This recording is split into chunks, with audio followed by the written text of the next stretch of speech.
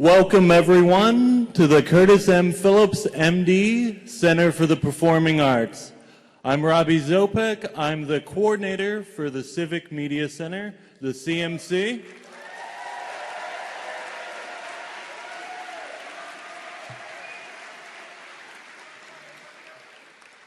The CMC is Gainesville's independent library of the alternative and non-corporate press, a community organizing space, and a space for political and cultural events. 20 years ago, our founders opened the doors of our first location with tonight's speaker on hand for the dedication. 10 years ago, Chomsky came again at the urging of the CMC for our 10th anniversary. Tonight, by bringing Chomsky once again, we celebrate our 20th anniversary.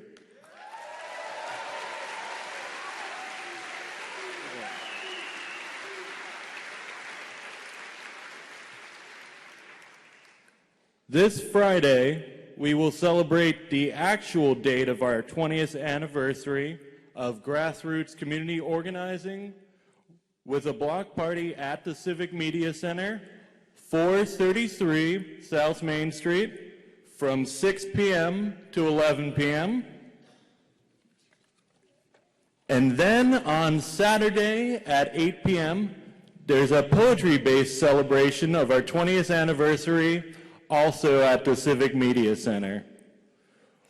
We have film screenings every Monday at 7 p.m., open mic poetry every Thursday at 9 p.m., and talks, lectures, workshops, and music shows throughout the week. We are also the home of the Radical Press Coffee Collective,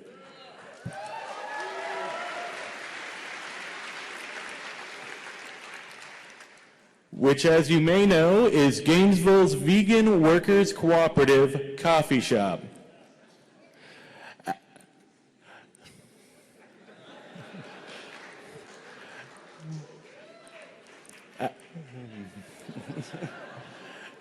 At our table in the lobby, there are flyers for some great upcoming events, CMC brochures, and there's also a sign-up sheet to get you all on our weekly events email list.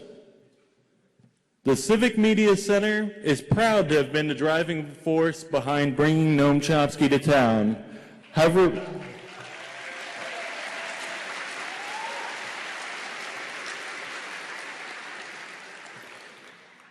However, we couldn't have done it without a lot of community and campus help and support. First off, we'd like to thank all the hardworking folks here at the Phillips Center, who on short notice have been fantastic partners. Also, I'd like to give a great big thank you to Target Copy for donating the printing of tonight's programs.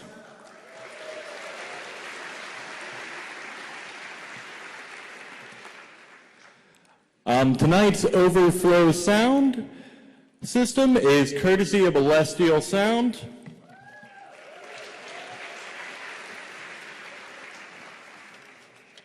Of course, I need to recognize our hardworking Civic Media Center board members, past and present. Will you please stand up, board members past and present?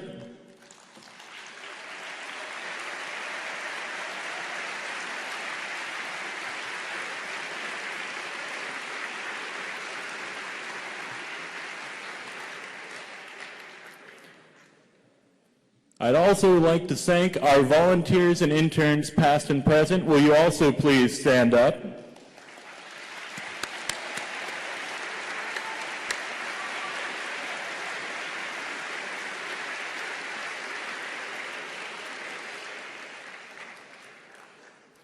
And then, of course, we thank our members and our financial supporters. Will our members and financial supporters please raise their hands?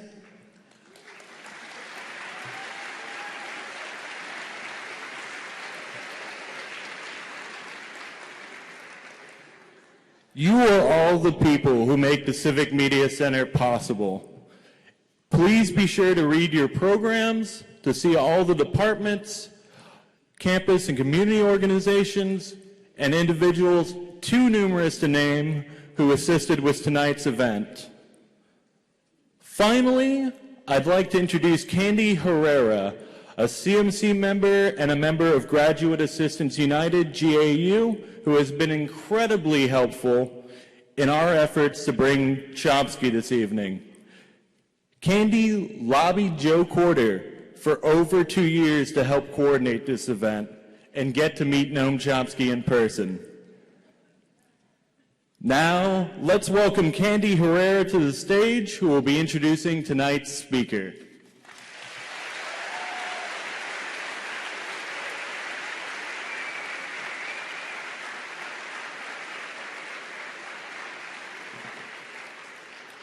Hello, everyone. So my comments are going to be brief for two reasons. For one, you certainly didn't come here to see me. And for two, there is no introduction that I could give that would adequately describe the contributions that Noam Chomsky has given to the world. So what I'm going to do is, as advised by Joe Corder, director of the CMC, is to speak from my heart, because that's really all I can offer.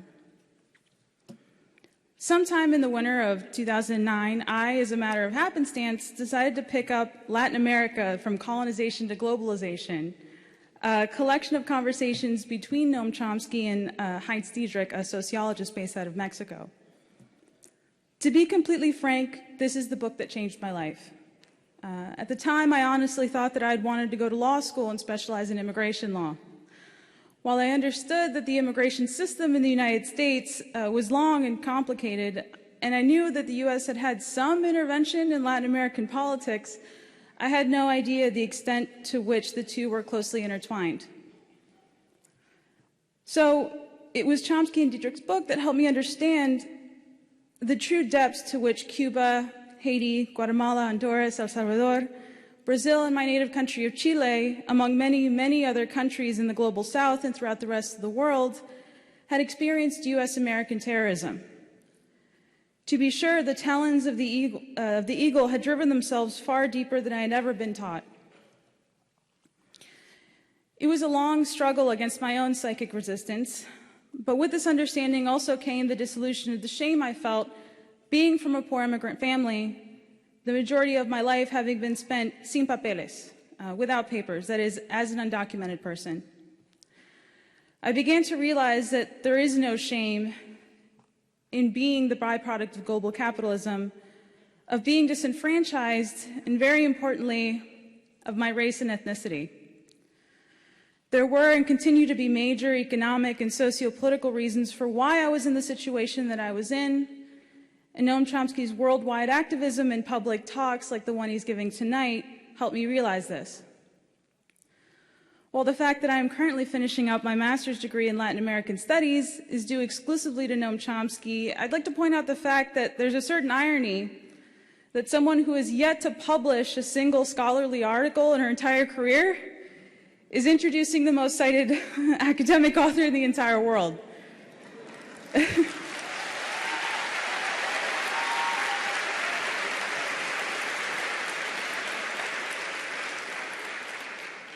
But I realized my ultimate path in life is not as an academic. It's as an organizer. And this is, again, thanks to Noam Chomsky. I think he's okay with that. The reason why is because I've come to understand that change isn't affected by armchair bloviations about the state of the world, but by getting out and actually doing something about it.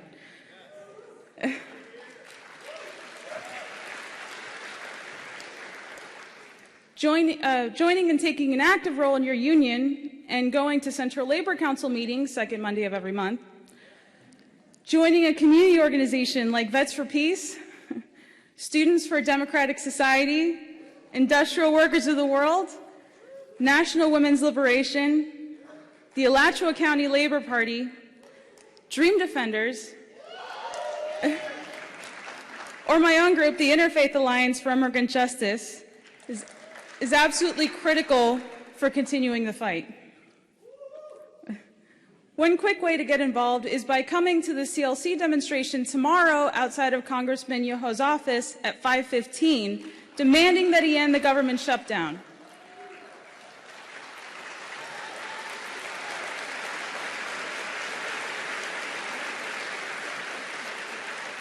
I hope to see all of you there.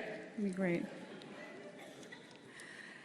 So, ladies and gentlemen, it is with my utmost pride that I get to say to you, as a formerly undocumented Latina, as a proud union member of UFGAU Local 7463, as an extremely grateful activist, ladies and gentlemen, Noam Chomsky.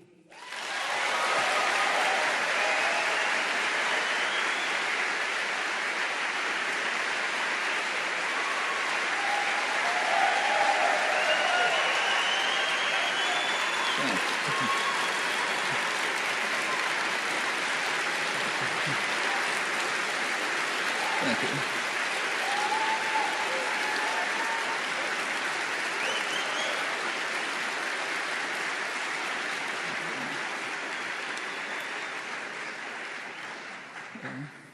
Thank you very much. What I'd like to do is to consider some events that are important enough so that they're on the front pages daily, regularly, prominently, and secondly, to consider how they appear, the events, as they pass through the prism of the media, which presents them in a certain light. And thirdly, I would like to comment on how I think they ought to appear if the population is to be able to participate in a meaningful way in influencing affairs of state, the way the society functions. That's how a democratic society is supposed to function in principle. Unfortunately, its principle is demonstrably very remote from practice. That's something that we should not tolerate, and we need not tolerate. Well, let me begin with right now. A few hours ago, Abu Anas al-Libi pleaded not guilty in a New York court to charges that were presented. It's not very clear what the charges were. Very little information has been available, and according to al-Libi's court-appointed lawyer, the charges didn't involve anything beyond some vague suggestions about things he might have done in the early 90s, and possibly a charge of surveillance of an American embassy in Kenya that was later attacked. Maybe there's more, but that's what we know now. Anyway, he pleaded not guilty. Al-Libi, as I'm sure you know, was kidnapped by an army Delta team from the capital of Libya, Tripoli, a couple of weeks ago. He was sent off to a Navy ship where he was interrogated without a lawyer. You can figure out what that means without my telling you. He was then brought to New York. Here he's to be tried on what evidence we don't know. Well, that's the basic event. There was another part to it that was interesting. If you read down to the end of the stories about it, you may have seen that Secretary of State John Kerry, who was in Indonesia, was asked in a press conference whether it was legal to kidnap someone in the capital city of another country and abscond with them and put them away and interrogate them on a Navy ship. And Kerry responded that it was perfectly legal, it was in accord with American law, and therefore it's a legitimate act. There was very little. Through the media prism, there was nothing said about this. I could find barely a comment. It was kind of mentioned and passed over. The way it ought to have been presented, I think, is with screaming front-page headlines saying that the U.S. formally declares that it is what's called a rogue state, caring nothing about international law or decent respect for the opinion of mankind, as proclaimed in the opening words of the Declaration of Independence. The reason why there should be such headlines, I think, is pretty clear. Any moral or legal principle is invalid unless it can be generalized. So, for example, in this case, unless it could be generalized, say, to Cuba, to take some cases not far from here. So if the principle's valid, then Cuba should be able to send special forces to Miami to kidnap Posada Carriles, and before him, Juan Bosch, notorious terrorists. Bosch was even accused of about 30 acts of terrorism by the FBI, and the FBI and the Department of Justice wanted him deported as a threat to American security, but President Bush #1 intervened. In fact, Cuba should have been able to, according to this principle, to send special forces to Washington to kidnap the Kennedy brothers, who we know were engaged in a major terrorist campaign against Cuba. John F. Kennedy, the president, assigned to his brother, Robert, the task of bringing the terrors of the earth to Cuba. That was his highest priority, and he declared that the highest priority of the American government was to bring down the government of Cuba by terror and economic warfare. Continued for many years, still does. So assuming the principle can be generalized, it should cover that case.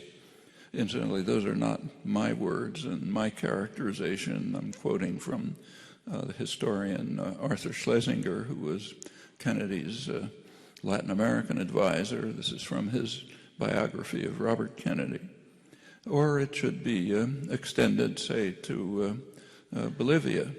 They should be able to send forces to the United States to kidnap the former president, Losada, known as Goni, charged in Libya with very serious criminal acts. They've tried to extradite him for years. U.S. won't let him go. You may recall that a couple of weeks ago, the Europeans were so intimidated by the rogue state across the sea, that a couple of countries closed their borders to the president of Bolivia, Morales' presidential plane, when he was flying from Russia back home to Bolivia, because the United States thought that Edward Snowden might be there, and so therefore they blocked passage. But whatever one thinks about that, the Organization of American States bitterly condemned it. Two countries refused to join, the United States and Canada, but that's normal for rogue states. Or, for that matter, Yemeni villagers who are attacked in President Obama's drone campaign, far and away the most extreme terrorist campaign going on in the world. They should be permitted to land in Washington and kidnap President Obama. I mean, obviously, all of this is unthinkable, which simply means that we are a rogue state, and we take it for granted that we should be. The principle is we own the world, so shut up and obey. Nothing else to be said. That's what John Kerry reiterated in his comment, and that should have been screaming headlines. Actually, there are many other cases. The United States quite regularly refuses to honor requests from other countries to send back criminals who are harbored in the United States, even those who are guilty of very serious crimes. For example, during the Clinton years, Emmanuel Constant, Haitian terrorist, he was the head of the Haitian FRAP militias, which murdered about 4,000 or 5,000 Haitians during the early 90s in a major terror campaign. He was sentenced in absentia in Haiti, but Clinton refused to send him back, living happily in Queens, New York. It's speculated, not unreasonably, that the U.S. government was afraid that if he did go back, he'd spill the beans on U.S. support for the terrorist military junta in Haiti in the early years of the 90s. There's even legislation in the United States, which in Europe is called the Netherlands Invasion Act. That's an act passed by Congress, signed by the President, which authorizes the executive to send military forces to Europe, to The Hague in the Netherlands, to rescue any American who might be brought to an international court on criminal charges. Well, that's official U.S. legislation announcing our status as the world's leading rogue state, reiterated by Kerry, Secretary of State, after the al-Libi kidnapping. That's what should have been presented. This also, what should have been added in serious media commentary, if it were imaginable, would be that what I've just said is by no means a new observation. You go back to 1999 in the major establishment journal, Foreign Affairs, journal of the Council on Foreign Relations, a very distinguished scholar, the professor of the science of government at Harvard University, Samuel Huntington, wrote that in the eyes of much of the world, the United States is becoming the rogue superpower, considered the single greatest external threat to their societies. And he didn't think this was a good idea on pragmatic grounds. If we continue to be a rogue superpower terrorizing the world, alienating the world, coalitions of states may form to impede us and to counter our actions, and that would not be good for us. So for those reasons, it's not a good idea. We see this happening right in front of our eyes. Today's New York Times, for example, describes the protests of the World Bank and the International Monetary Fund against the what's going on in Washington, which they fear may actually crash the international financial system, just as the predatory practices of New York banks and the deregulation here that allowed them to proceed practically brought down the world economy in 2008. China was quoted today in the New York Times, Chinese commentator, as saying that unless the United States learns to behave like a civilized society, the world should be de-Americanized. It should separate itself from the United States. To most of the world, China sounds like the responsible adult in the international community, certainly as compared to the really embarrassing farce that's now being enacted in Washington. But through the media prism, we are the guarantor of global security, the purest state in the world and in history. Well, this month's issue of Foreign Affairs, again, main establishment journal, has an article on U.S. unilateralism, which it is concerned about. I'll quote it. It says, "The United States Senate rejects multilateral treaties as if it were sport. Some it rejects outright, as when it voted against the Convention on the Rights of Persons with Disabilities in 2012 and against the Comprehensive Nuclear Test Ban Treaty in 1999. Others it rejects through inaction. Dozens of treaties are pending before the Senate pertaining to such subjects as labor, economic and cultural rights, endangered species, pollution, armed conflict, peacekeeping, nuclear weapons, the law of the sea, and discrimination against women. Often, presidents don't even bother pushing for ratification, since they know the odds are long. Under the U.S. Constitution, it takes only 1/3 of the Senate to reject a treaty.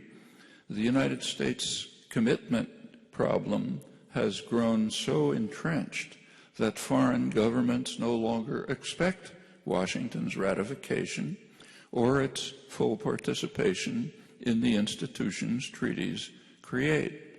The world is moving on. Laws get made elsewhere with limited, if any, American involvement. And that's the establishment speaking, not me.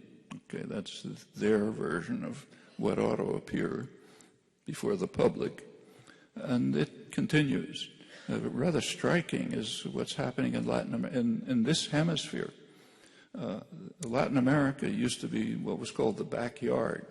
We didn't have to pay much attention to Latin America. They did what we said, period.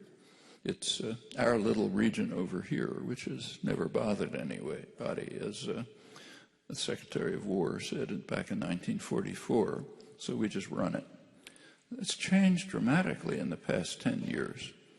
I mentioned when the Morales plane was stopped in Europe, the Latin American countries were very angry, bitterly protested. The Organization of American States used to be run by the United States, made a strong condemnation of it, which wasn't published here. The U.S. and Canada rejected it. They wouldn't participate. That's been happening more and more. A couple of years ago, there was an international hemispheric conference in Colombia, Cartagena, Colombia, and it didn't issue any declarations because they have to be reached by consensus. And there were two major issues in which there was no consensus. The first issue was admitting Cuba into the hemispheric conferences. The second issue was moves to decriminalize drugs. And on those two issues, the United States and Canada, the two rogue states, simply refused to agree. So there could be no consensus.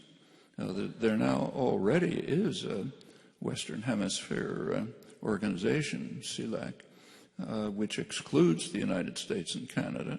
And if things continue the way they're going, that may replace the OAS. The United States and Canada are simply being excluded from the hemisphere. And in fact, maybe the world will be de-Americanized if this continues. Another graphic illustration of this, which also was not reported, was a couple of months ago when the Open Society Forum published a long document, detailed document on rendition.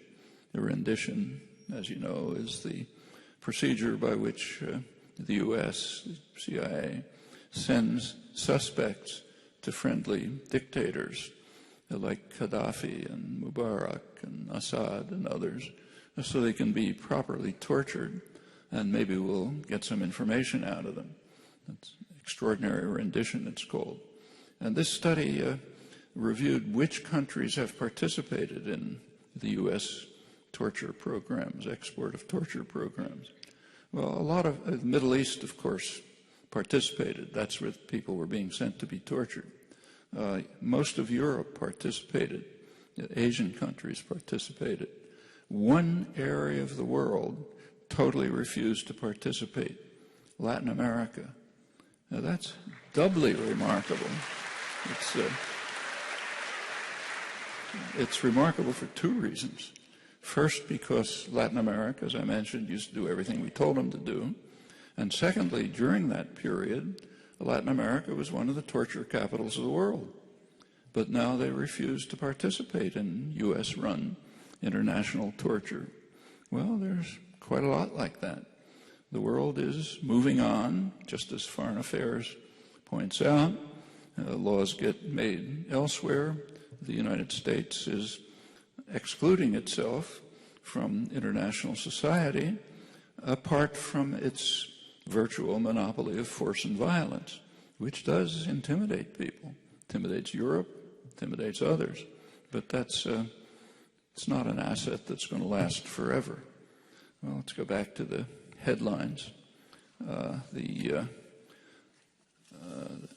Another major issue in the headlines is Iran.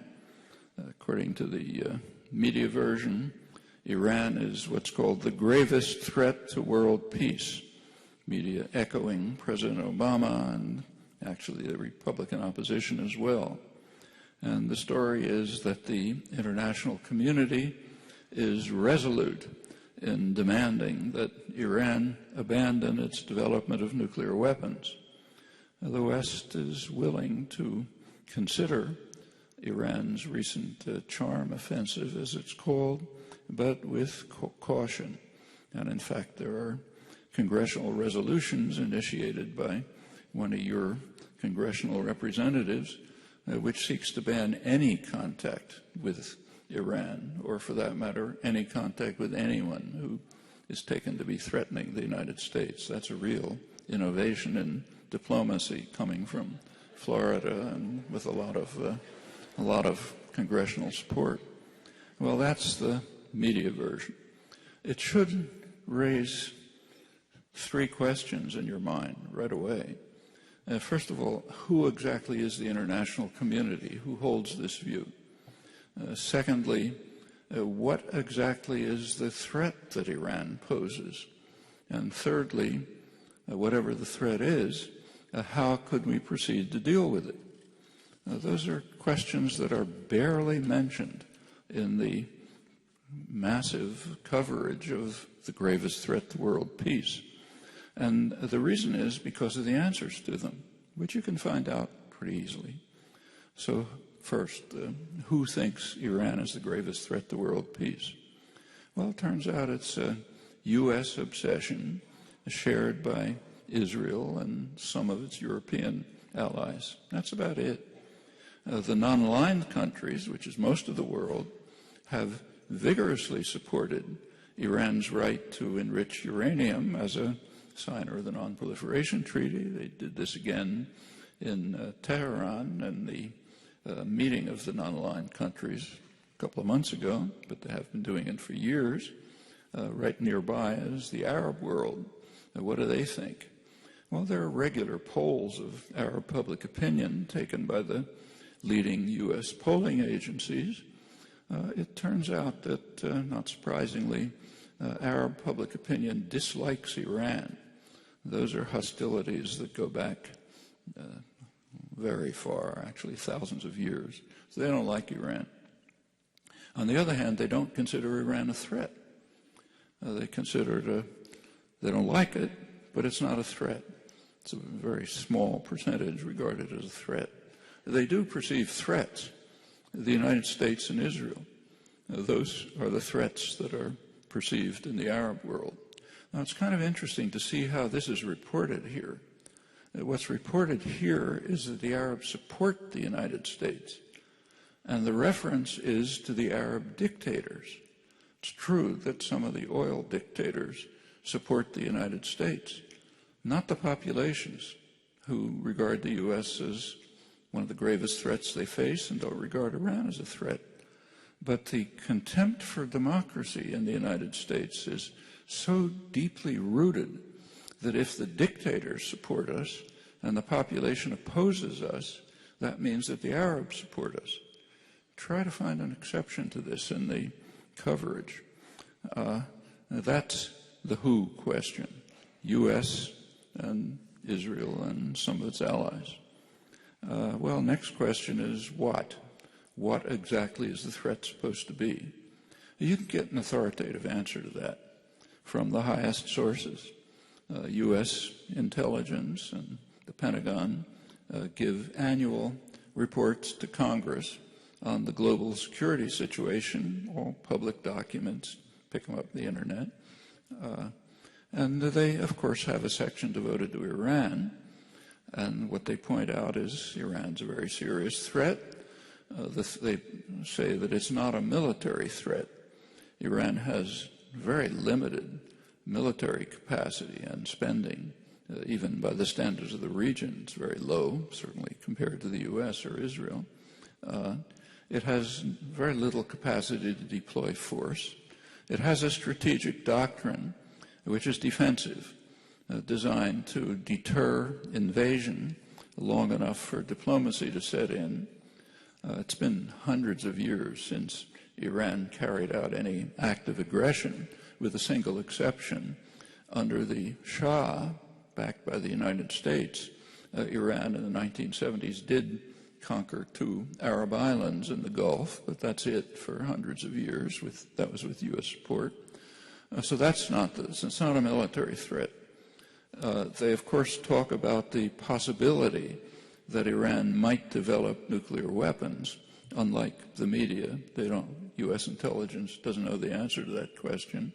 They say they might.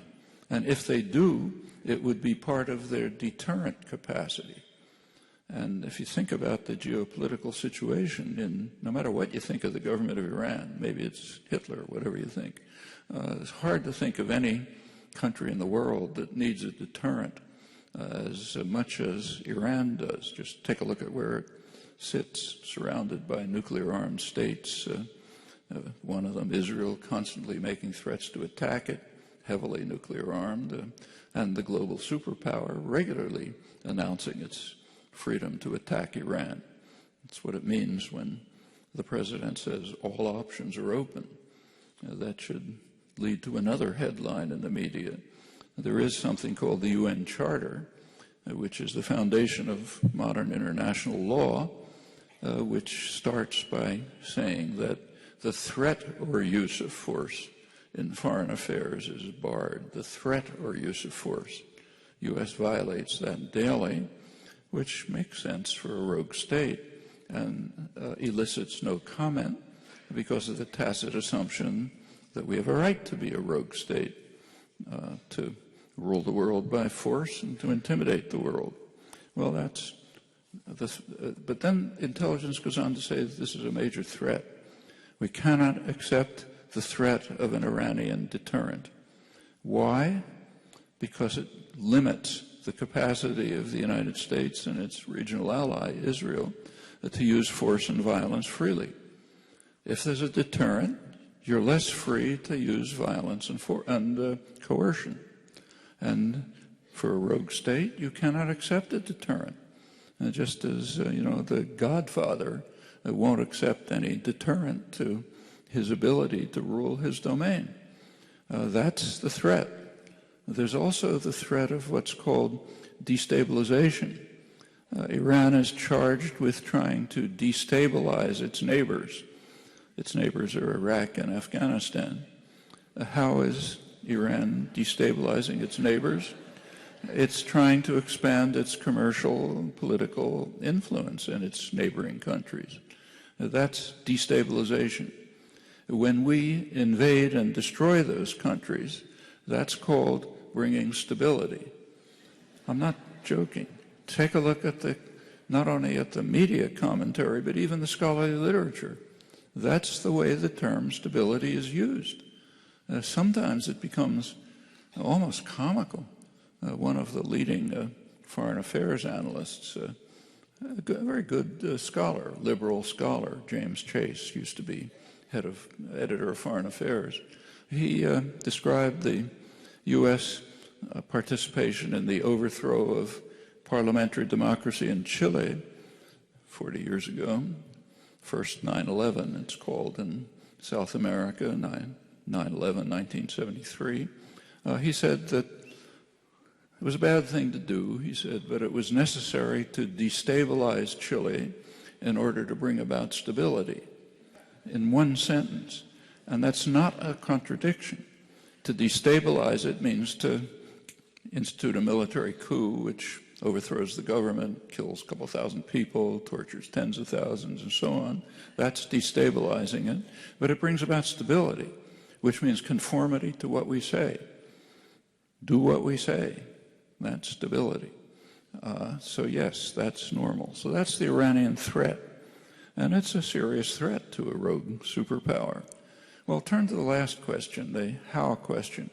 whatever you take, this has nothing, this is kind of totally independent to what your attitude is toward the Iranian government. That the government is a threat to its own population is perfectly clear, and it's far from alone in that respect. Unfortunately, that's all too normal. But it is, and there's plenty of reason to criticize it, but we're talking about a different question. What's its threat globally? Why is it the gravest threat to world peace or to regional peace? Well, those are the answers that you can find. Let's take it to be a threat. What can you do about it? Well, there are a number of obvious suggestions. So, for example, in proper coverage of this topic in the media, these are what would be discussed. One obvious suggestion is to try to reconstitute an agreement that was reached in 2010, a couple of years ago. That's under Obama. There was an agreement reached by Turkey, Brazil, and Iran. The agreement was that Iran would ship its low-enriched uranium to Turkey for storage, so no more uranium enrichment. And in return, the West would provide Iran with isotopes for its medical reactors. When that agreement was announced, there was a bitter attack on Brazil and Turkey by President Obama, the U.S. government, and reflexively the media. And in fact, Obama went straight to the UN to impose harsher sanctions. The foreign minister of Brazil was kind of irritated about this, and he released a letter to the press, a letter from President Obama to President da Silva Lula of Brazil, in which Obama had made exactly this suggestion. He'd suggested to Brazil to try to implement this. Presumably, he was assuming that, and his advisors were assuming, that Iran wouldn't accept it, and they'd have a propaganda point. But when Iran did accept it, they were stuck. So they had to denounce Brazil and Turkey for their impudence and impose harsher sanctions. Barely mentioned. Try to find it. You can do an internet search. Of course, it's discussed in dissident literature, like I write about it, other people write about it, but I'm talking about the mainstream. Well, that's one possibility. Maybe that could be reconstituted. Another possibility is more recent. December 2012. In last December, there was supposed to be an international conference in Finland, Helsinki, Finland. It was a part of a program within the framework of the Non-Proliferation Treaty, the United Nations, to try to carry forward a proposal, an old proposal, that was the main impetus for it has been the Arab states for many years, a proposal to institute a weapons of mass destruction free zone in the Middle East, a Middle East free from weapons of mass destruction, nuclear weapons, chemical weapons, biological weapons. That's the proposal. The West, including the United States, doesn't like it. But the support for it has been so overwhelming internationally that they've been forced to kind of say, yeah, good idea someday. Anyhow, there was supposed to be a conference in December, last December. Israel announced that it wasn't going to attend the conference. The next question is, what's Iran going to say?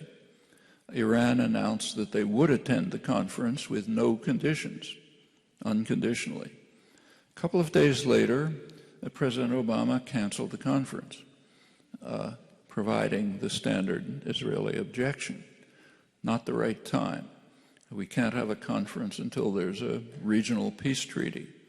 And a small footnote, there can't be a regional peace treaty until there's a resolution of the Israel-Palestine conflict. And another footnote, there's an international consensus on that that's overwhelming on a two-state settlement, and the U.S. has been in the lead in blocking it for 35 years. And So is Israel. So they can continue to block it. There won't be a regional peace settlement. And until there is, according to this line of reasoning, there can't be steps towards imposing a weapons of mass destruction free zone in the Middle East. That was last December. Immediately after Obama's cancellation of the conference, the Arab states announced that they were going to pursue it anyway, but of course they can't do anything without U.S. support. The European Parliament passed a strong resolution calling for quick reenactment, calling again of the conference. Russia supported it. There was actually a meeting in Finland, but it was of the NGOs, the non-governmental organizations committed to disarmament, so they had a meeting. Well, can the American population do anything about this? In principle, yes, but there's a condition. They have to know something about it, and that's impossible. There was not one word in the American press about any of this. Try and check. Maybe I missed something, and other people who looked missed something. There were a couple of searches. We couldn't find a word about any of this. You can find it in professional journals of disarmament or professional international relations journals, published in England and so on, and in dissident articles, again, I've written about it, a couple other people. But for the general population, it's impossible to know anything about this. Therefore, they can't do anything about it. No popular movement can develop if people are completely ignorant of what's happening. Now, notice that this includes nuclear weapons and chemical weapons. That would be included, which leads to another issue, which I'll come to in a moment. But first, let's take a third way of trying to deal with the alleged Iranian threat. This one gets occasional mention in the press in the last couple of months, always evading the main issue. What's pointed out is that when the current President Rouhani, just elected, when he was the negotiator 10 years ago, Iran did suspend enrichment for 2 years, in fact. They stopped enriching uranium. What happened? Well, I'll read the description of it at the time by one of the leading U.S. specialists, Zelig Harrison. What he points out is the following. The nuclear negotiations between Iran and the European Union were based on a bargain that the EU, European Union, held back by the United States, has failed to honor. Iran agreed to suspend its uranium enrichment efforts pending the outcome of discussions on a permanent enrichment ban.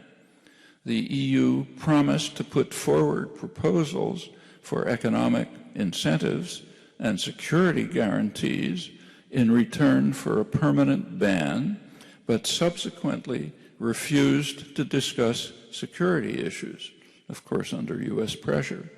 The language of the joint declaration that launched the negotiations was unambiguous. It said a mutually acceptable agreement would not only provide objective guarantees that Iran's nuclear program is exclusively for peaceful purposes, but would equally provide firm commitments on security issues. That's a phrase that means the U.S. won't attack Iran. Well, the EU couldn't live up to its part of the bargain because the U.S. blocked it, insisting on its right to use force if it doesn't get its way, in the manner of a rogue state. Back to the early points. All of this is happening right now. Well, let's go on.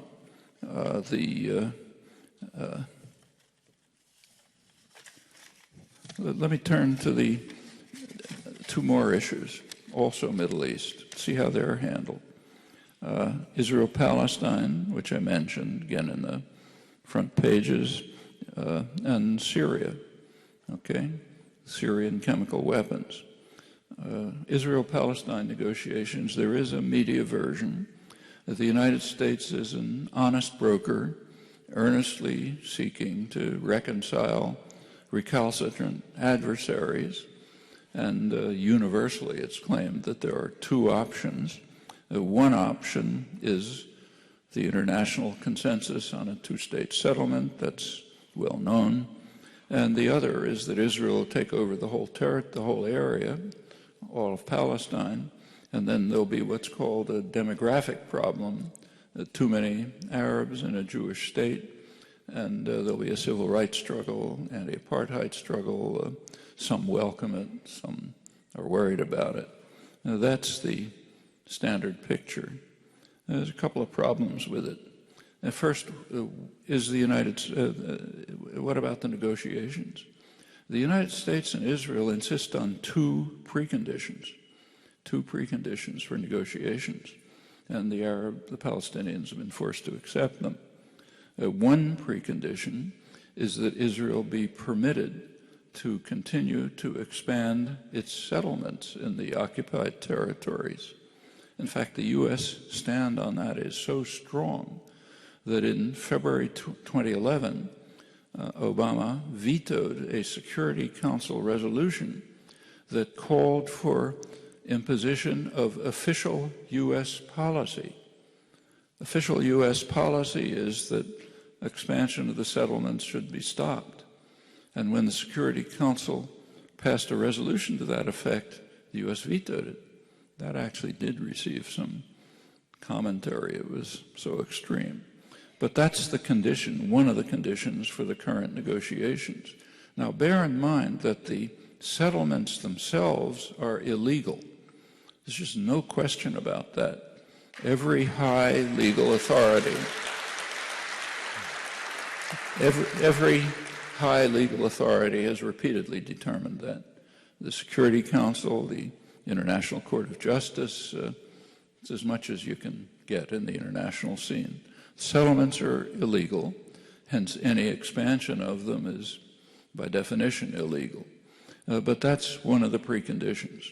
Actually, the U.S. position on this is interesting. In the early years, this is an issue since 1967, in the early years, the U.S. agreed that the settlements are illegal.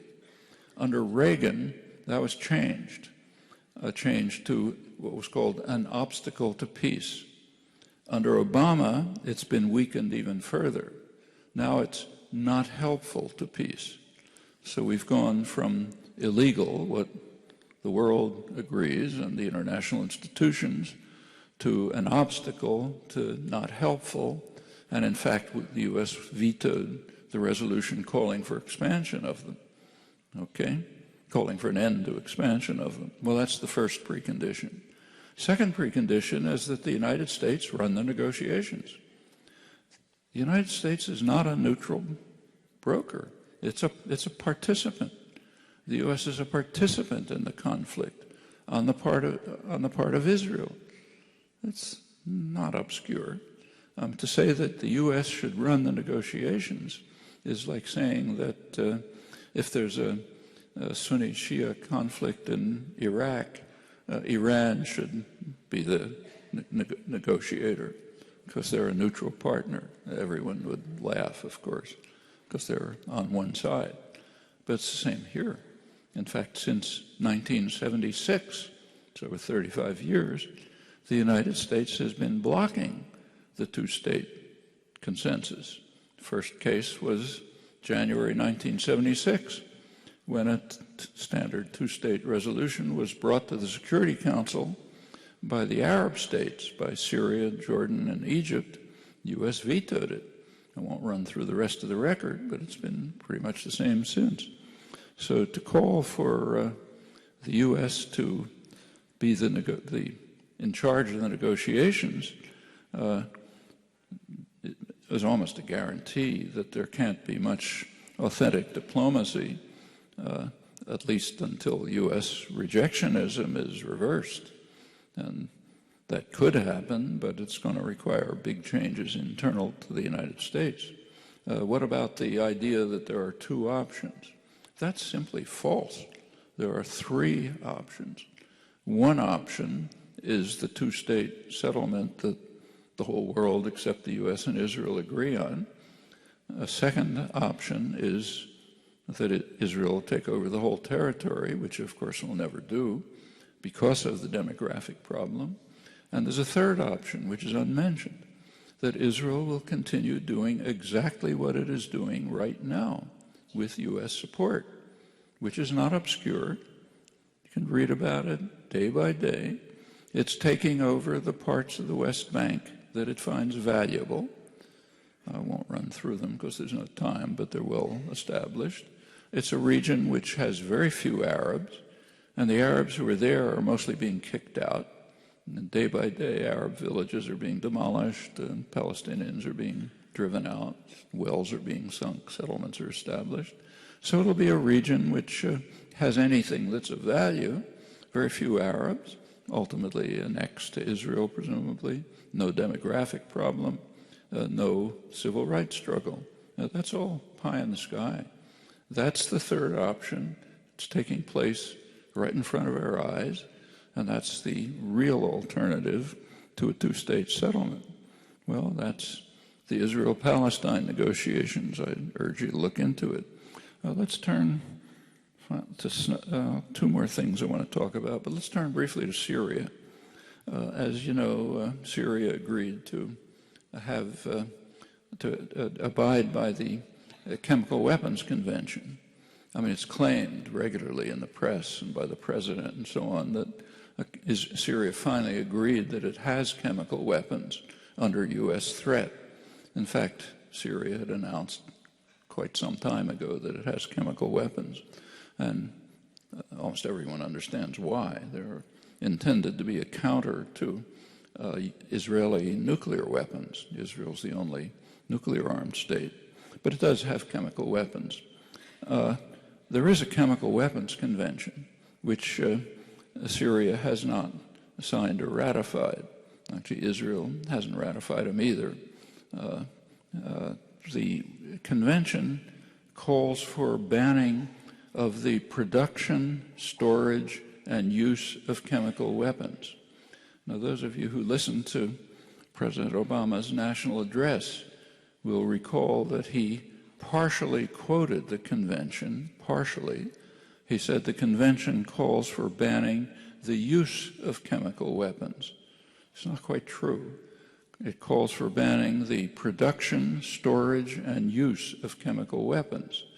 There's a reason why Obama avoided production and storage and why the media followed him in doing this. Israel produces and stores chemical weapons, and the U.S. is not going to permit the convention to apply to its ally and client. But it could be applied. In fact, this would be a perfect moment to try to apply the Chemical Weapons Convention in its entirety to the Middle East. The best way of doing it would be to reconvene the international conference that the U.S. canceled last December, but more narrowly, just chemical weapons be a great moment to initiate an effort to ban chemical weapons in the Middle East under the convention. That's the straightforward way of doing that. You could renew a resolution that was brought to the Security Council of the United Nations in 2002, which called for imposing a chemical weapons convention on the Middle East.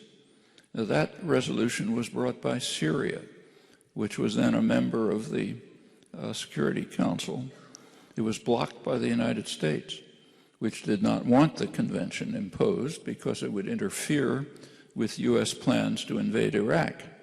In fact, in the very same year, 2002, the U.S. intervened to force the head of the Chemical Weapons Convention, Brazilian Ambassador Bustani, to force him out of his position because he was, and it had enough coercive power to get the convention, the UN to throw him out.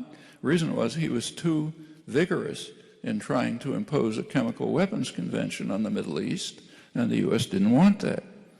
That was 2002. So that's a way to pursue it.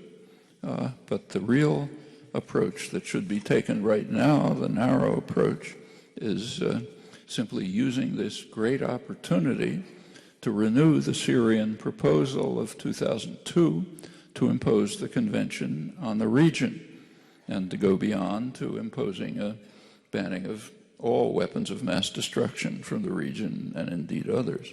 Well, that's Syria. One final comment on another issue that's all over the front pages. It's the Snowden-Manning revelations, harshly condemned. Many support them, I should say, Snowden and Manning, and they should. But there's plenty of harsh condemnation, and it's very interesting to think it through. The condemnation is that it harms U.S. security. Okay? You hear that over and over. They're harming U.S. security, and we can't allow that. There's two problems with this.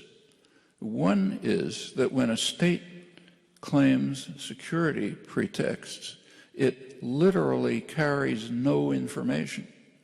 Whatever a state does, if somebody doesn't like it, they say security. It's totally predictable.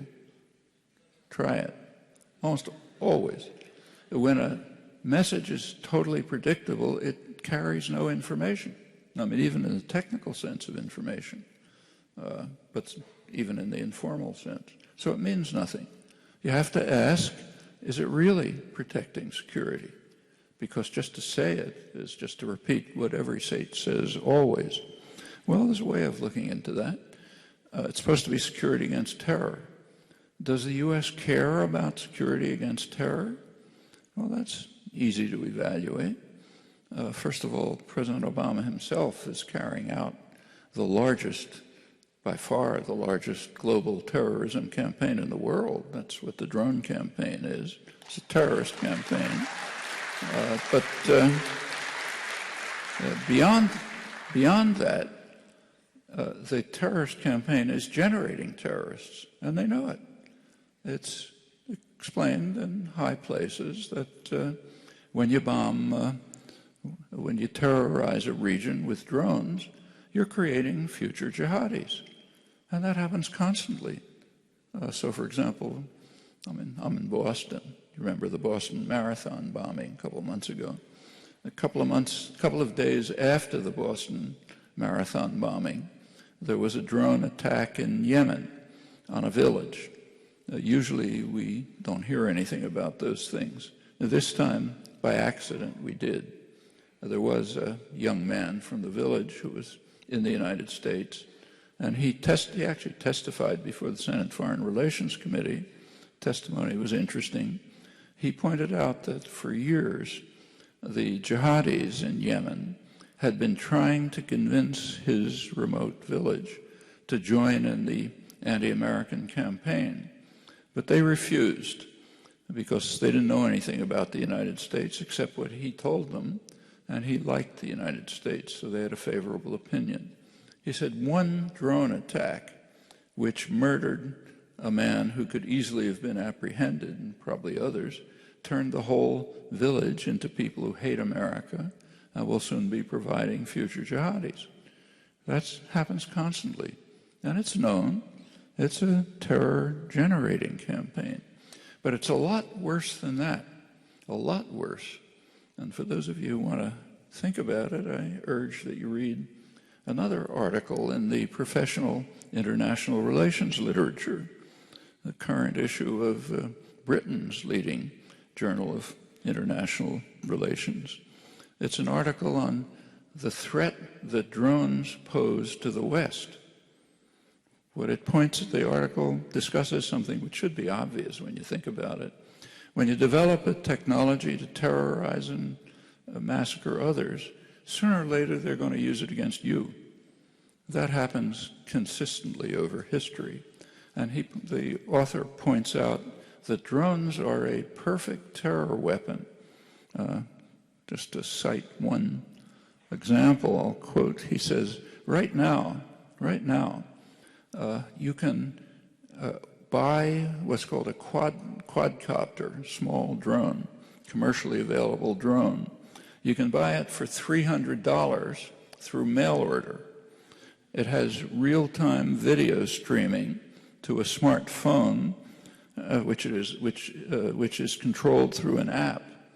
So you can buy for $300 on the internet a small drone, remotely controlled, which will have video surveillance. It means any terrorist can do it too. Once you get to video surveillance, pretty soon you get to lethal options as well. The U.S. drones, Predator and others, were originally for surveillance. Very quickly they turned into murder machines. That's going to happen. And this is right now.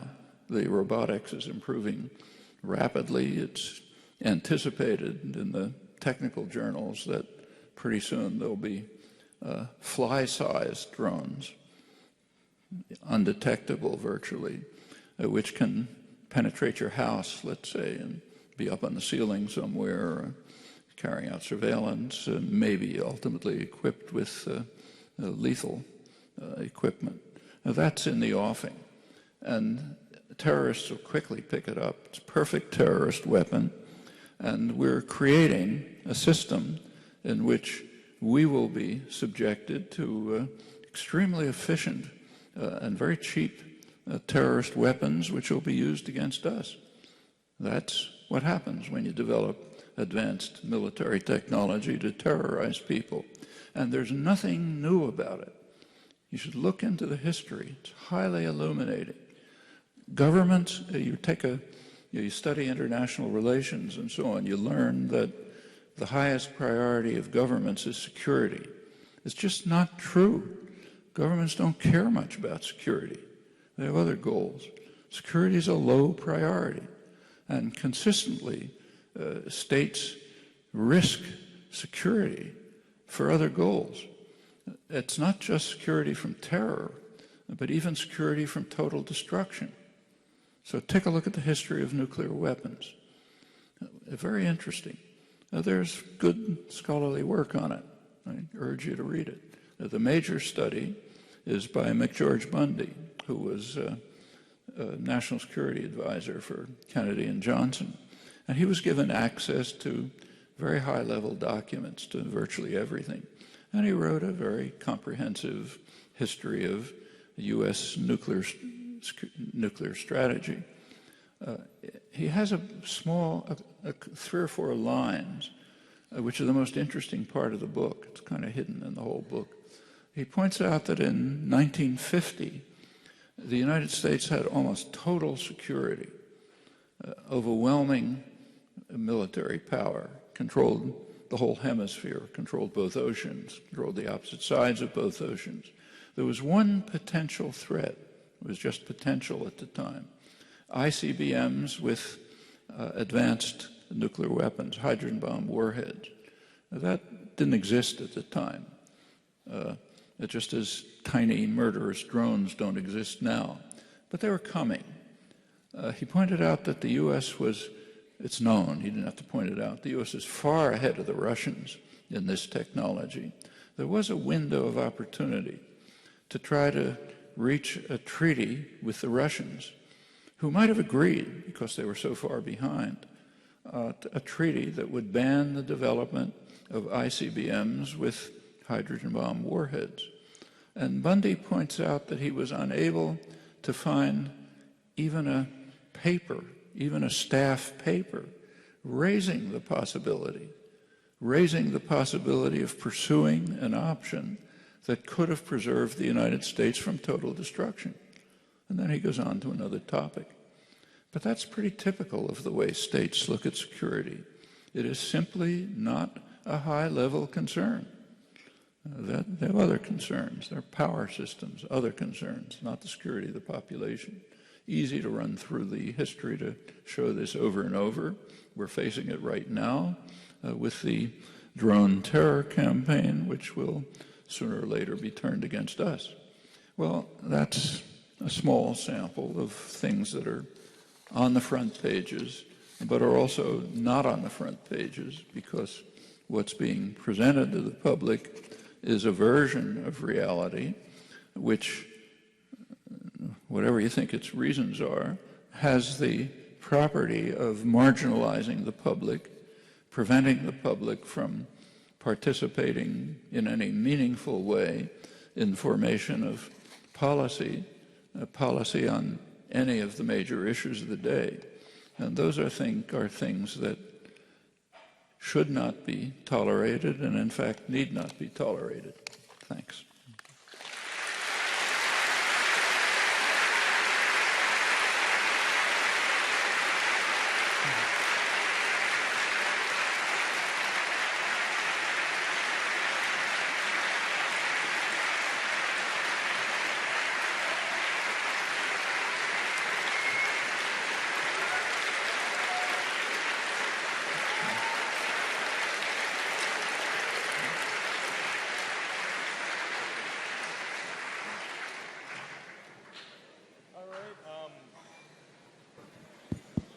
We're going to be moving on to the question and answer session. We only have a brief amount of time, so please keep your questions succinct and to the point so our speaker can answer as many of them as possible.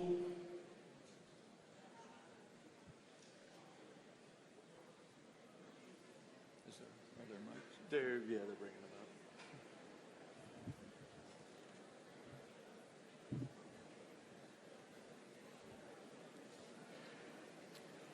All right. Noam, thanks for coming. You've mentioned quite a few contradictions from the media and their presentation on things. And I think the most notorious case of this is with September 11th, 2001. You mentioned in a forum on ZNet in 2006 that you wanted to see a consensus of engineers and specialists that understand the actual structures of these buildings and their possible collapse. And there is such a group, and I'm here to tell you about that and ask you a follow-up question. It's called Architects and Engineers for 9/11 Truth. There's a consensus of over 2,000 of them. All right, is this a question or Please a don't statement? interrupt. I'm asking a question. I'm setting it up. Thank you. This consensus shows that Building 7, the third building that fell on 9/11, fell in free fall speed, as this report acknowledges. Are you ready to come forward and jump on board with 9/11? I know you've mentioned it's a distraction, but there's no better case of the media covering up things than not presenting Building 7, that third building. We've all seen the other towers fall, but what about Building 7, Noam? Well, in fact, you're right that there's a consensus among a minuscule number of architects and engineers, tiny number. A couple of them are perfectly serious. They are not doing what scientists and engineers do when they think they've discovered something. What you do, when you think you've discovered something, what you do is write articles in scientific journals, give talks at the professional societies, go to the civil engineering department at MIT or Florida or wherever you are, and present your results, and then proceed to try to convince the national academies, the professional society of physicists and civil engineers, the departments in the major universities, convince them that you've discovered something. Now, there happen to be a lot of people around who spent an hour on the internet and think they know a lot of physics, but it doesn't work like that. There's a reason why there are, there's a reason, may I finish? There's a reason why there are graduate schools in these departments and research. So the thing to do is pretty straightforward. Do what scientists and engineers do who think they've made a discovery. Now, when this is brought up, as it has been, there are one or two minor articles, like this one article that appeared in an online journal which claims to have found, where someone claims to have found traces of nanothermite in Building 7. I don't know what that means. You don't know what that means. But if it means anything, bring it to the attention of the scientific community. That's a couple of other fragments like that. So yes, there's a small group of people who believe this, and there's a straightforward way to proceed. Now, when this is brought up, there's a standard reaction. Scientists and engineers and professional societies and physicists are so intimidated by the government that they're afraid they don't have the courage to take this position. Anyone who has any any familiarity with political activism knows that this is one of the safest things you can do. It's almost riskless. People take risks far beyond this constantly, including scientists and engineers. I can have run through and can run through many examples. I mean, it's a kind of maybe people will laugh at you, but that's about it. It's an almost riskless position. So that can't be the reason why nobody's convinced. However, there's a much more deeper issue, which has been brought up repeatedly, and I have yet to hear a response to it. There happens to be, whatever one thinks about Building 7, frankly, I have no opinion. I don't know as much science and engineering as the people who believe that they have an answer to this. So I am willing to let the professional societies determine it if they get the information. So whatever the facts, there's just overwhelming evidence that the Bush administration wasn't involved. Very elementary evidence. You don't have to be a physicist to understand it. You just have to think for a minute, okay? So let's think for a minute. There's a couple of facts which are uncontroversial, right? One fact that is uncontroversial is that the Bush administration desperately wanted to invade Iraq. That's a long-standing goal. There's good reasons for it.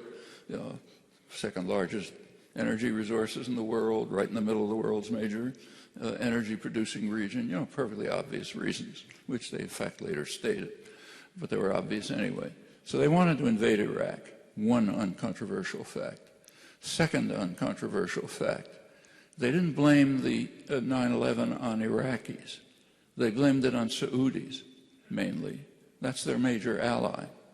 So they blamed it on people from their major ally, not on the country that they wanted to invade. The third uncontroversial fact. Unless they're total lunatics, they would have blamed it on Iraqis if they were involved in any way. That would have given them open season on invading Iraq. Total support, international support, the UN resolution, no need to concoct wild stories about the weapons of mass destruction and contacts between Saddam and Al-Qaeda, which of course quickly exploded, discrediting them. No reason to invade Afghanistan, and which was mostly a waste of time for them. But they didn't. Well, the conclusion is pretty straightforward. Either they are total lunatics or they weren't involved, and they're not total lunatics. So whatever you think about Building 7, there are other considerations to be concerned with. All right, I think our speaker answered that question succinctly, so that's the only question we'll have on that topic.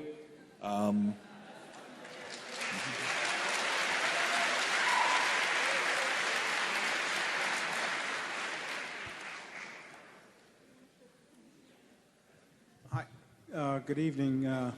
From a fellow Lancer from Central High School, 218th class. If there's any others in here, they can raise their hands. If you don't know, that's where I graduated, much to my regret. At any rate, I want to bring up something called the Oded-Yanon Plan that goes back about 40 years now, or no, early 1983, so, What's the so plan? 30 years. Oded-Yanon. Oded-Yanon, oh yeah. It was a plan that was a plan to destabilize the Middle East, break up the countries into smaller pieces, and on a few days after 9/11, actually, Wesley Clark visited the Pentagon and was given some information on this plan of 7 countries in 5 years, which kind of, if you read Oded-Yanon and look at the 7 countries and what's happened since 9/11/2001 and March 19th, 2003, they pretty much coincide. They also coincide with something called the Clean Break and the Project for the New American Century. I'd like to hear what you have to say on that. Well, Oded Yinon was I think a Jewish agency official who did publish this plan in must have been 1981, because I remember writing about it in some detail in a book that came out in 1983, Fateful Triangle. So if you want, you can look up what I said there.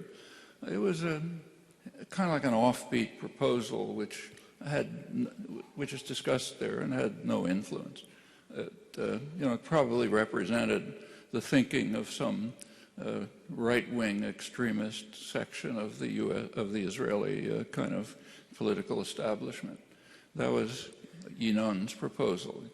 Discussed it there, so I won't repeat it. Clark did make this statement. Who knows what it meant? No doubt that the U.S. would be quite interested, and has been interested back since the 1940s, in controlling the Middle East countries and their energy resources. You can find much stronger evidence than Clark's offhand comment. So back in the 1940s, for example, when the U.S. was kind of in the process of displacing England and running the world, the State Department described the Middle East oil-producing regions as a spectacular source of strategic power and one of the greatest material prizes in world history. Other advisors, like A. Burley, one of Roosevelt's main advisors, pointed out that if we can control the Middle East, we can control the world. George Kennan, one of the top planners, pointed out that if we can control Middle East oil, we'll have veto power over other countries, including our allies. It was pretty much repeated by Zbigniew Brzezinski at the time of the invasion of Iraq. So there's plenty of straightforward, high-level evidence, quite apart from policy, showing that, yes, the U.S. For decades has been committed to trying to control the Middle East energy resources. You don't have to use little tidbits of information to try to provide this. It's really not controversial. Now, this goes back to the discovery of oil well over a century ago, which at the time Britain was, the global dominant power, and they wanted to control the oil. France came in, the U.S. kind of horned in later, and then kind of pushed them all aside. So sure, that's been going on. But I don't, at least I'm not aware of anything that's really hidden about this. It all seems to be very open in the documentary record and the actual events. All right, let's take a question from the balcony. Hi, Dr. Chomsky. I was wondering if you might have any comments on the contemporary situation in sub-Saharan Africa generally, and the recent French intervention in the Central African Republic specifically. Sorry, I didn't understand. Did you hear it? Could you repeat that one time, please? Yeah. Wait, closer or farther? Do you have any comments on the situation in sub-Saharan Africa generally? And sub-Saharan Africa, and the recent French intervention in the Central African Republic specifically? Well, one thing that's happening, a lot of things are happening in Africa, of course. One thing that's happening is that the U.S. is creating a vast base system, small bases, small enough so they don't count as bases, but kind of mini bases all through Africa. There's a lot of very good work on this, particularly by Nick Turse, T-U-R-S-E. He's published a couple of important articles on it, just reviewing in considerable detail the expansion of U.S. bases throughout Africa and kind of militarizing the continent. The French have been doing it in their own region, West Africa, for a long time, also in Djibouti, where there's a French base that the U.S. uses. So undoubtedly, the African continent is regarded as a major region where the traditional imperial powers want to reestablish control. By now, Used to be England and France mainly. Now it's mostly the U.S., France and England secondary. So sure, that's going on, and it has to do with African resources. It's kind of interesting to look at the history. So if you go back to the 1940s, when the U.S., the peak of U.S. power, in fact of any power in world history, was in 1945. There's a lot of talk about American decline, but it's worth remembering it's been declining since 1945, steady process. 1945, the U.S. just had overwhelming power. It literally had half the world's wealth. Other industrial countries had been devastated or severely harmed. The U.S. economy boomed during the war. Industrial production virtually quadrupled. The U.S. already had been the richest country in the world for a long time. At the end of the Second World War, it was just overwhelming. It had overwhelming security, I already mentioned that. And U.S. planners knew it. They developed detailed plans for how to organize the world in the interests of, basically in the interests of what they called the U.S. economy. That means U.S. corporate power. And elaborate, sensible plans. Each region of the world was assigned what was called its function within this overall system that would be dominated by the United States. So the function of Southeast Asia was to provide resources and raw materials to the former imperial powers so that they could gain dollars for which they could use to buy American production. The U.S. had a huge surplus of production. Nobody could buy it. That would be the way the former imperial powers would reconstruct and within the American system and purchase American goods. It was called the dollar gap, big issue. And every region of the world was assigned its role. This was mostly done by George Kennan and his policy planning staff for the State Department. And it was all implemented. These are actually plans that go back to wartime meetings and discussions, a lot of documentation on it. What about Africa? When Kennan ran through the areas of the world and he got to Africa, he said, we're not much interested in Africa. This is the 1940s. He said, Africa's of no interest to us. Therefore, we should give Africa to the Europeans for them to exploit. His word, not mine.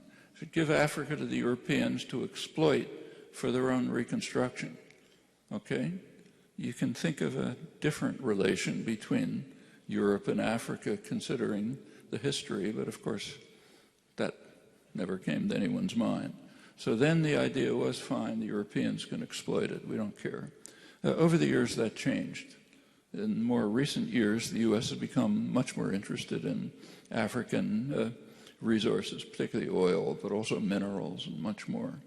And now it's no longer for the Europeans to exploit. We have to exploit it too. Chinese are in there. They want to exploit it their own way. One of the effects of the Libya invasion, probably one of its goals, was to drive China out. China had about 30,000 technicians working in Libya in the oil industry and other industries, and of course they had to flee. And there's a lot of conflict going on about who's going to dominate and control Africa, and by now the U.S. wants to make sure that it's in the lead. So that's what the military basing is about. I'm not sure whether this is the particular question you were asking, but these things are definitely happening. You should keep an eye on them. This guy, Nick Terse, who I mentioned, is probably doing the best work on it. All right, I think we just have time for two final questions. We'll take one from that line over there.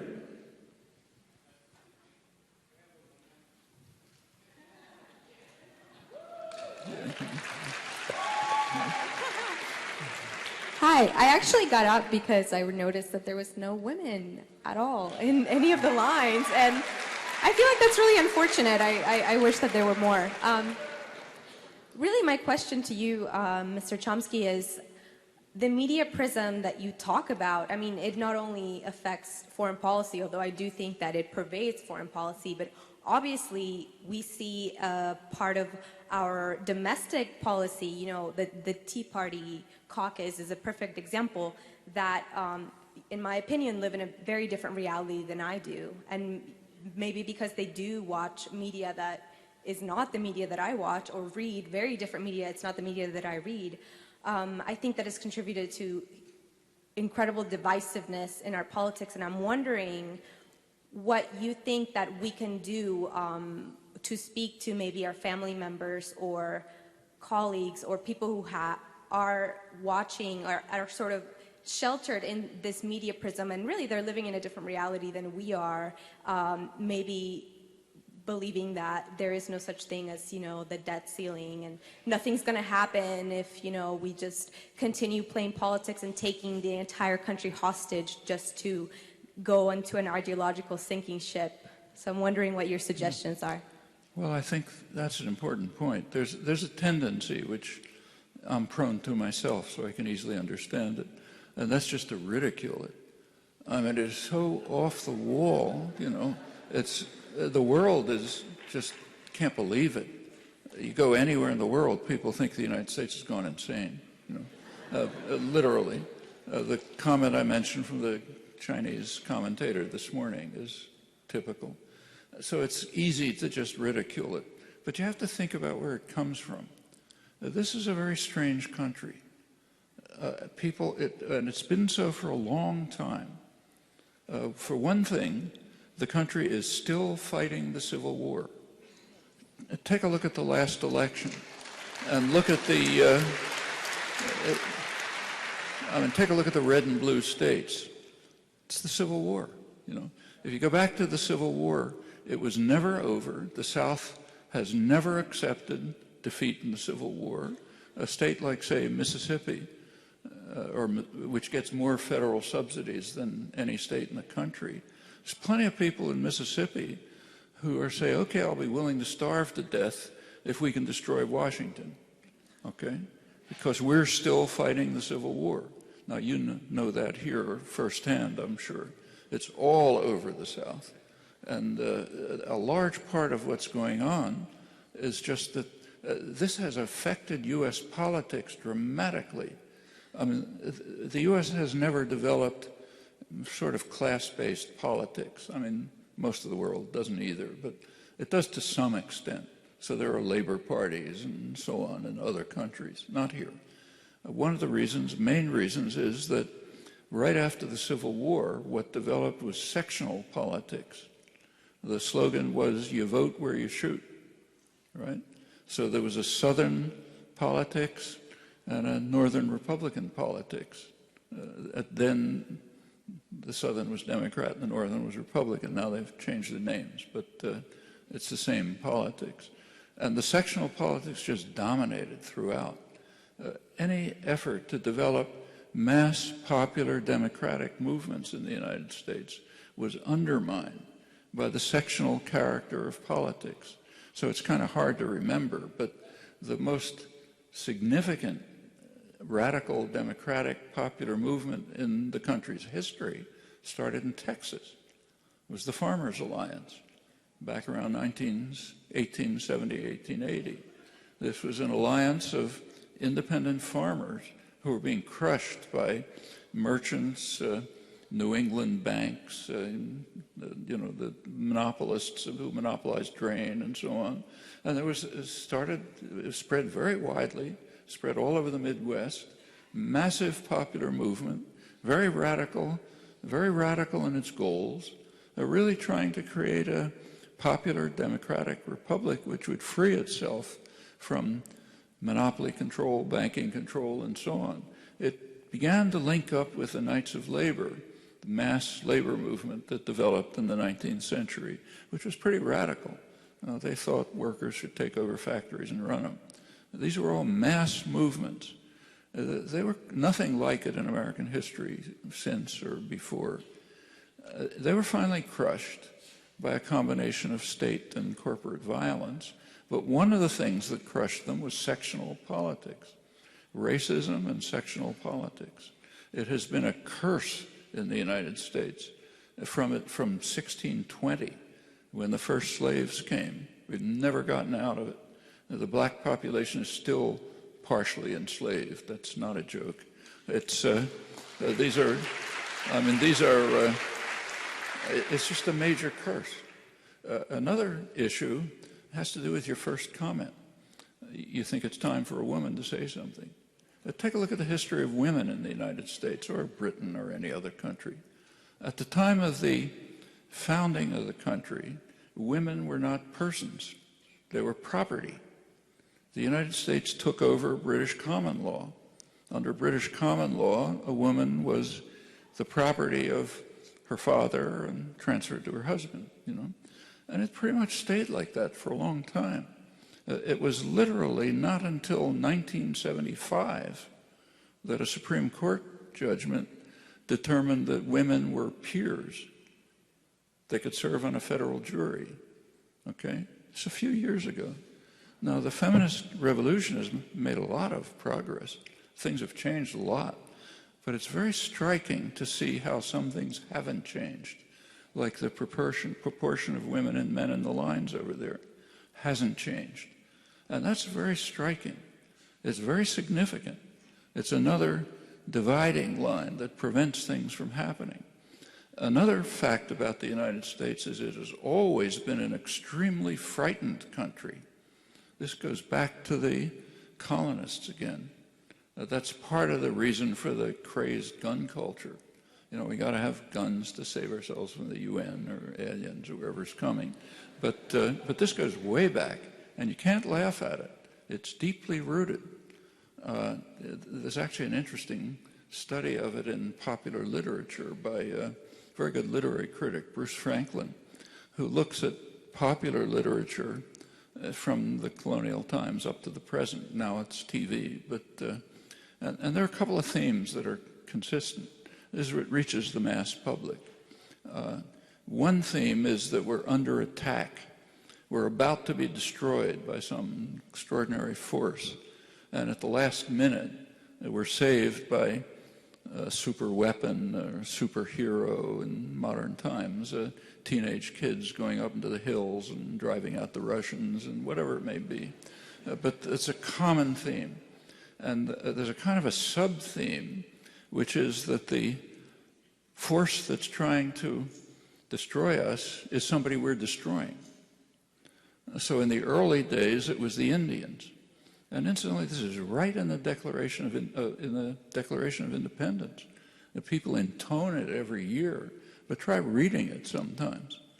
One of the charges against, this is Thomas Jefferson, you know, the great Enlightenment figure. There's a bill of indictment against the King of England, and one part of it is he unleashed against us the merciless Indian savages whose known way of warfare is, you know, torture and murder and so on. I mean, Jefferson was there. He knew perfectly well it was the murderous English savages who were doing most of this and initiating it. But it was reversed, just as it's always reversed. The people we're exterminating and driving out, they're the ones who are about to destroy us. They're merciless savages. Later it becomes the slaves. There was deep concern always, all throughout the South, all the slave-owning areas, that the slaves are going to rise up. Actually, there's so many of them. How can we control them? That's why one reason we have to have guns and we have to have whips and so on. Because what they really want to do is rise up, kill us all, rape all the white women, take over the country. So we got to crush them, you know. Later in the century, it became Chinese coolies. You know, Chinese, what they called coolies, were being brought in to build the railroads and do all kind of horrible work. And there was stories began about how they're really infiltrating the country with the plan of taking us over and destroying us. And it just goes on like that to the present. Hispanic narco-traffickers, you know, Arab terrorists, one thing after another. And that's a deep-rooted sentiment in the country. It does lie behind the gun culture, among other things. Well, there's a lot more. Another thing is it's an extraordinarily religious country, way off the spectrum internationally. There's just no other country in the world where almost half the population thinks the world was created a couple thousand years ago. I mean, that's unheard of in other countries. And it's on issue after issue. Well, you know, And you can't laugh about it. I think your point is quite right. You have to take it seriously. These are people with real fears, real beliefs, real concerns. You may, in some corner of your mind, think this is crazy. But when people sincerely believe something and feel it, you can't just laugh it off. So it has to be approached almost like therapy, sympathetically, an effort to understand where the people are coming from, sympathize with them, try to help them out of what in fact is a kind of pathology. And it's all over the culture. And I don't think these things can be dismissed. I think your point is quite right.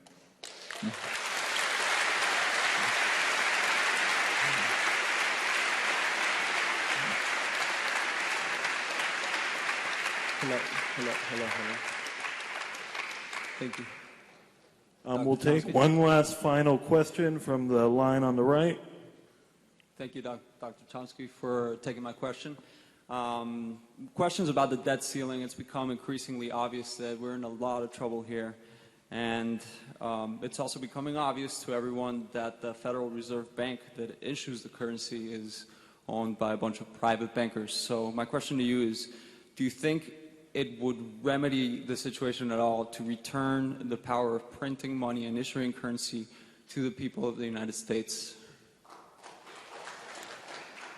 Frankly, there's a lot of feeling about that, but I really think it's misguided. I don't think the problem is printing fiat currency. That's, just if you eliminate capitalism, okay, then there are other options. But that's not on the agenda. We have a state capitalist economy, maybe in the long term it can be worn away, maybe overthrown, I hope so. But the issue now is, how do you function in a sensible state capitalist economy? And you cannot do that without a central bank that controls currency. In fact, if it wasn't for the Federal Reserve's ability to print money, we'd be in a deep depression right now, a worse depression than the 1930s. Since the sensible thing isn't being done for political reasons, the sensible thing would be creating demand by government investment. But for reasons that we can go into, that's not being done. In our state capitalist economy, the only alternative is the one that Bernanke has used. And if it wasn't for their option, we would be in a deep depression. Now, what's the debt ceiling issue? Well, that's, first of all, it should be recognized that the debt is not a serious problem. Certainly the deficit is not a serious problem. There are long-term problems about the debt, but they are so remote they don't bear on policy. As far as the deficit is concerned, remember, that's not the same as the debt. As Clinton left office, it's not that long ago, we had a surplus, no deficit. It's not a deep structural problem. The current deficit is the result of Bush's tax cut, the crazy wars, the virtually criminal behavior of the corporate system that led to the housing crisis, finally financial crisis. All of that has increased the deficit, but not out of sight. The deficit is, first of all, it's declining, and it would be overcome by actual growth. The government economic offices, Bureau of the Budget and so on, they calculate that there's about $1 trillion of unused capacity. The real problem of the economy is not the debt and the deficit. It's the fact that the economy is so kind of grotesque that you have tens of millions of people wanting to work and not able to. You have huge financial resources. The corporations that don't know what to do with their money, huge profits, huge bank profits.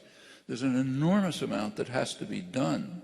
Just walk around any city, you can think of a million things that have to be done, and all kinds, just enumerate them at will. So a huge number of idle hands, enormous resources, tremendous amount of work that has to be done. and the economy is so dysfunctional it can't put them together. That's the problem. And it's destroying a generation of young people. It's severely harming the economy. Under current circumstances, the way out is pretty well known. It's to stimulate the economy through government demand, since corporations aren't doing it, and to devalue the dollar so that we import less and export more. These are methods that are technically feasible, but not politically feasible. And I think we have to ask about that. So what's the dysfunction in government about? Well, for one thing, it's called polarization of the parties. That's just not accurate. I mean, think about what's happened in the United States. You go back about 50 years, and the United States was described, not incorrectly, as a one-party state, the business party, with two factions called Democrats and Republicans. And that was pretty accurate. But something changed. No time to talk about it, but in the last roughly generation, 30, 35 years, there's been a significant change in the economy, and it's led to a change in the political organizations. And we're still a one-party state, the business party. We still have two factions, but they're not Democrats and Republicans. The one faction is moderate Republicans who are called Democrats. So the Democrats today are pretty much the moderate Republicans of a generation ago. You know, people say the moderate Republicans have disappeared. No, they haven't. They've just become Democrats. And the other faction was mobile. As the two parties drifted to the right, the Republicans just went off the edge. They became the party of the very rich and the corporate sector. Well, you can't get votes that way. So they were compelled to turn to the kinds of sectors of the population that I was describing before, which were always there, but were not mobilized as a political force. You know, the people terrified that somebody's coming after them, the religious extremists, the people who hate science because what do those guys know, and so on and so forth. Those are the sectors of that's the base of the Republican Party. And and that's the second faction. If you look at the business pages now, the corporate sector is very concerned that they can't control their base. They can no longer control them. These guys don't care if they destroy the economy. Who cares? You know, we can win the Civil War, you know, God will help us, whatever it is. They just don't care. And it's a very unusual situation. But that's the rough political system in the United States. There's some counterparts. It's kind of similar to something that happened in late Weimar Germany, when the German industrialists thought that they could use the Nazis as a battering ram against labor and the left, and they figured then they could control them. Turned out they couldn't. They couldn't control them. And you know what happened. This is not Weimar Germany, but there's a striking similarity. And that's the dysfunction. That's what's happening in Washington. That's why the World Bank and the IMF are pleading with the United States to try to act like a civilized society. You know, because we may bring down the global economy with these two factions. That's a serious problem. Florida's right in the middle of it, so you guys see it all around you. Yeah. All right, well, that's all the questions we have time for.